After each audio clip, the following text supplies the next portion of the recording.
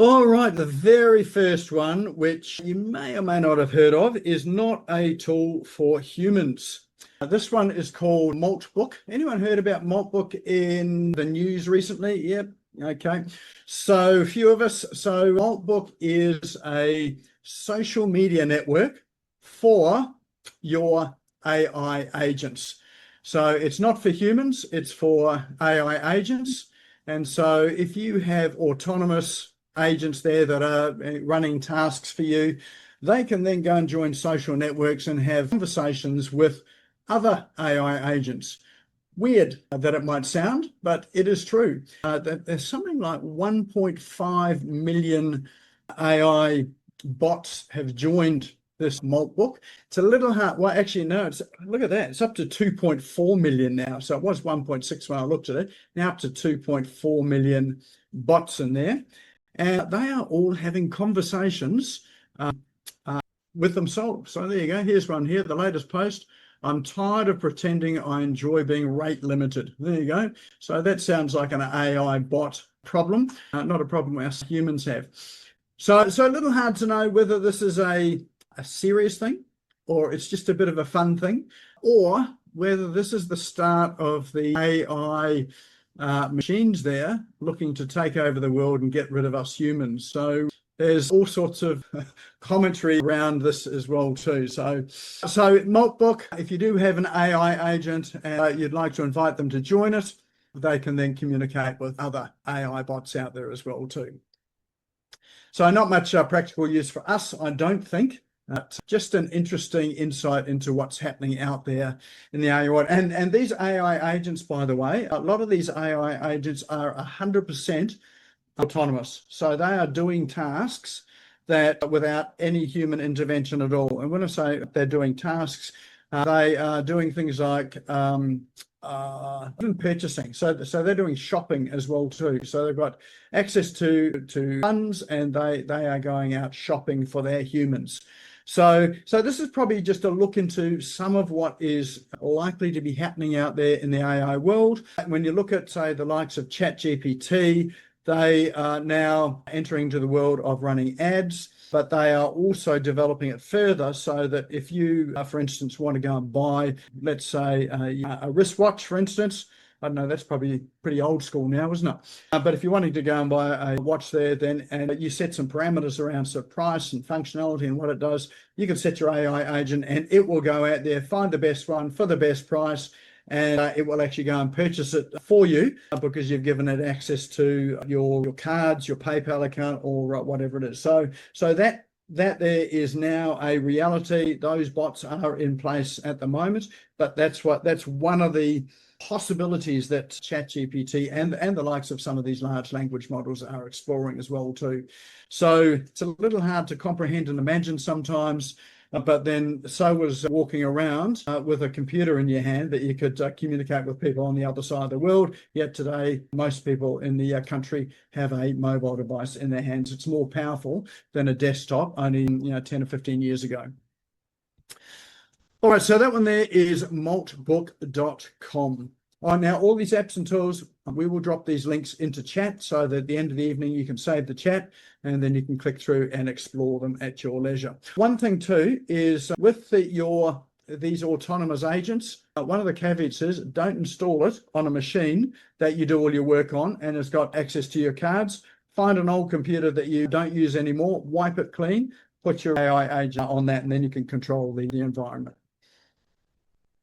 All right, next one is, this one's one which is a pretty simple tool. It's called FutureLetter, and it's a way for you to send a letter to yourself from the future.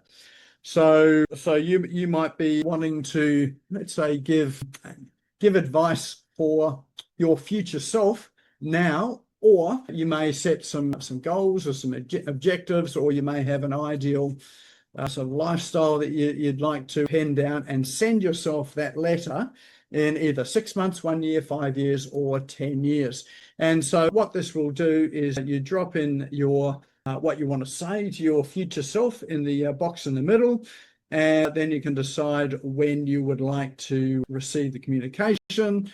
And when you hit that configure button, you'll drop in the email address from you, and you'll also pop in the email address that you want it to go to. So simple application. I used to do these things in conferences and seminars and webinars, well, not webinars, but physical seminars you used to go to. You used to write a letter and put a stamp on it. That was the old days, and address it to yourself.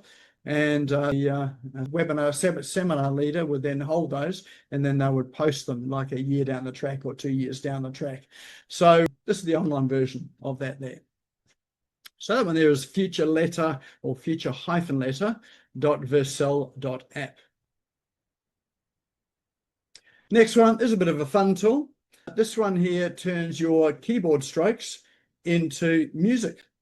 So if you like to have music as you are sort of typing and writing, as I often do, my music's often through my Bose speaker in the background through Spotify, but this is a way for you to create music as you type. So there is a virtual keyboard up here. Let's see if we can get some sound up as we're sharing this. Not sure whether we will hear it. I'll just type something in.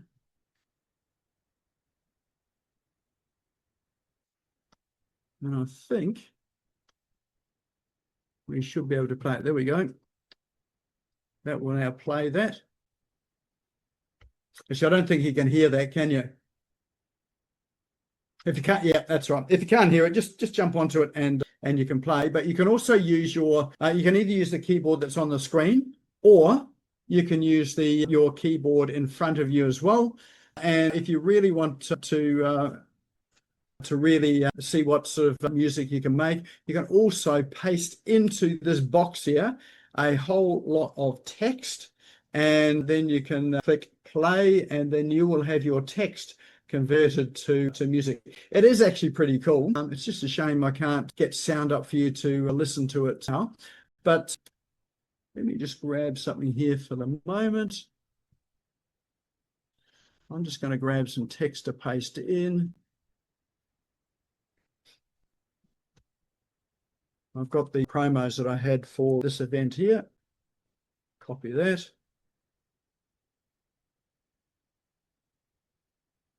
And we'll paste it in there.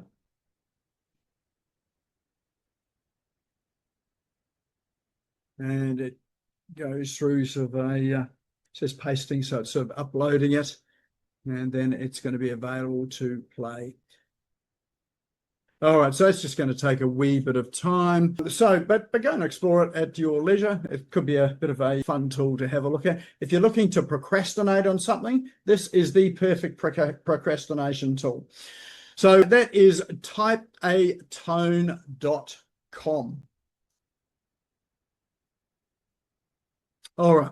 So the next one I'm going to show you is, this one is really interesting, actually. This one is an app that you download to your computer, and it is an AI agent app. So this is where you can start to create your own AI agents to do things for you, and it runs on your computer. So this is one of those ones where you might want to think about downloading it to a machine that you're not, you doesn't have your personal details, like your credit card information, your banking information, that type of thing there.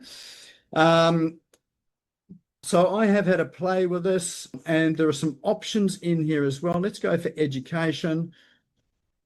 All right, so there's one here called a YouTube note taker. And what this one does is it will go through, and you can drop in a video, and or just drop in the link to a YouTube video, and then use this prompt down here. So I can't show you where it is. It's on my machine, but you copy and paste this prompt, put it into the app on your computer, and what it will do is it will listen to or watch, or whatever AI tools do, the video, then it will take short notes for you. So it will just give you the high level notes of what the video was about. So if you're doing things like, this is where a good use case is, if you're doing some research, for instance, or you're wanting to find some information on a particular topic. So one of the things I looked at was doing some research in the marketing arena. I wanted to find out what a number of people, what their philosophies on marketing are. So there are people like Russell Brunson, Jeff Walker, James Wedmore, Amy Porterfield. And so I was able to get the machine there to go and watch all of their videos, and then it would just give me all I got out of it all was the notes of the key points out of their videos. So if you don't have time to go and sort of watch sort of 5, 6, 7 hours worth of videos, the machine, this app will actually do it for you, and then just give you I suppose what they call the cliff notes for it. So, and then if you want to go and watch that video a section of the video, then you can go to this timestamp part to see the broader context of it all. So there's just one use case for that there. But there are a range of things that this AI agent can do. What do we got? So if you just click through, there's a research tool. So in there, you can do a deep dive on a particular person on LinkedIn and Twitter or X, and you can summarize that background, role, interest. So that might be good for lead generation if you're looking to find out more about a person that you do want to connect with. This particular research will do that there. So you can set this app there to go and do a search on people's roles, and then to sort of summarize it to get some sort of intel on who they are before you make a connection with them. So I should say this one here is not scraping data off LinkedIn. I know there's some concern about that one there. I just sort of checked that one there, but it reads it doesn't download it, and then it does the summary. So that one there, if you're wanting to dive in the world of autonomous AI agents, this app here is quite a good one as well. It does link to things like ChatGPT and Claude, so you can perform some quite complex tasks with it as well too. It does take a little time to work through, and setting it up as well. That was interesting. Setting it up is that there are a number of steps to set it up, but what you can do is you can set the first agent to go and set itself up. So what it does is it goes to the website, which has got all the knowledge base to set the machine up. It listens to the videos, it runs through it all, and it just follows all the prompts to set up your virtual AI agent on your site. So you don't actually have to set it up. So pretty cool. It was pretty interesting how all that works as well. And again, it gives some insight into some of the world that we're entering into as well too. So let's say in the future, for instance, you get a new phone, you've got to set up your new phone. With some of the agents that are coming out like this, there will be a time in the future where you won't need to do that. You can the phone will be all set with an agent in it to set itself up with your preferences in there. So this is all about some possibilities. All right, now the last one I've got for you, this one I really enjoyed. It is a prompt. So this is the prompt of the week. And let me show you what this one does. So the instructions for this is that you go and open Google Gemini. So Gemini is Google's version of, say, ChatGPT. They probably wouldn't like me to describe it like that, but that's essentially what it is. And let's just grab this prompt here, and we'll show you what it does. So we'll copy that. Got Gemini open, and I'm going to paste that prompt into the Gemini box. Let me just enlarge that a little bit. Okay, and then two things you need to do with this. One is the model. You need to select thinking, and then you need to select create image. So that's using Google's Nano Banana or Gemini's Nano Banana. So let me just run this, and then I'll tell you what it does. Well, you'll see what it does. I've got a file here that I've prepped up for it. So let's just grab that. Okay. So I'm going to upload an image. So what you do with this one is you upload an image to it to go along with this prompt. And let's hit run. So what this prompt does is, so I've just taken a screenshot of a block of text, and you can upload any sort of image you like, a screenshot. You can't upload a PDF or a text document itself or add text. It doesn't, well, I've found that it doesn't work with that, but it does work with a JPEG or a PNG image. So what this is doing now is it's creating, from the text that I uploaded from the screenshot, it's now creating a hand-drawn whiteboard screen of everything that was in that particular image. So I'll just reduce the size of it so you can see it. Okay. So there you go. So what it's done is, for this particular one, I have, so for tonight's presentation, we're talking about, do you really need a CRM? 11 practical ways to simplify and automate your business. But wouldn't it be cool if we could get that into some sort of handwritten drawing? So what it's done is it's all of the main points on the slides. It's put into a like a whiteboard version of it. So these are the 11 things I'm going to talk about, and it's just extracted out some of the text from it as well too. So that there, well, we'll put that into our email after this event here, and this will be the download that you get for that there, which is everything I talk about. Now, see down the bottom, it says enter a CTA or a call to action. You can update this, and if you wanted to put in a call to action, you could. So let's say, I'm going to say replace enter CTA with iconnection.com. So we're just going to put a website in there.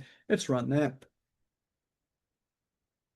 And then it'll run that, and it'll put that text at the bottom. So this is something. So this is just a different sort of image. You can imagine if you uploaded something like this to social media, it's something that's different to everything else that's out there. So it's likely to get some more eyes on it, or stop people scrolling and they get to see it. Maybe it could be a thing for some of us that are a wee bit older, because we remember these sort of handwritten sort of mind mappy type of things as well too. So that one there is that's in whiteboard style. I did ask it to either do a whiteboard or a notebook page. So I'm just going to ask it now to do it as a notebook page. And so it'll run through the same thing and just generate a different sort of style. So just you can go and use it. This prompt here, we'll have that link there is going to be available in the chat as well too. So have a play. So they'll give you different styles of images as well too. This one here is, there's only two versions that we've asked for. One's a whiteboard visual, the other one's a notebook visual, but you could also do things like a Hollywood movie poster. So change it to Hollywood movie poster and see what comes out with that as well too. So that was I spent way too much time with this one here today. So that was a bit of fun. All right, and that's our cool online tools for today.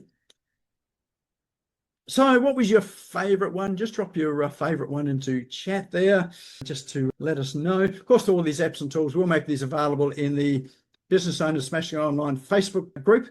So if you're not a member of that, head over there and go and sort of click the join for that there, and you'll see some of the other prompts and apps and tools that we've shared over the past few years as well in there as well too. So they're a bit searchable as well too. All right, what do we got there? What's our popular ones? Prompt of the week. Yeah, prompt of the week again. So it seems that Gemini one is the cool one. Awesome. And what's the OT taker? What was that one?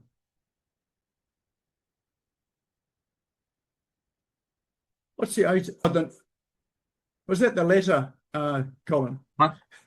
My keyboard, it doesn't take the first or second letter, so I'm always missing either the first or the second. So it was supposed to be note taker. Excellent. Maybe you need an AI agent to fix that keyboard for you.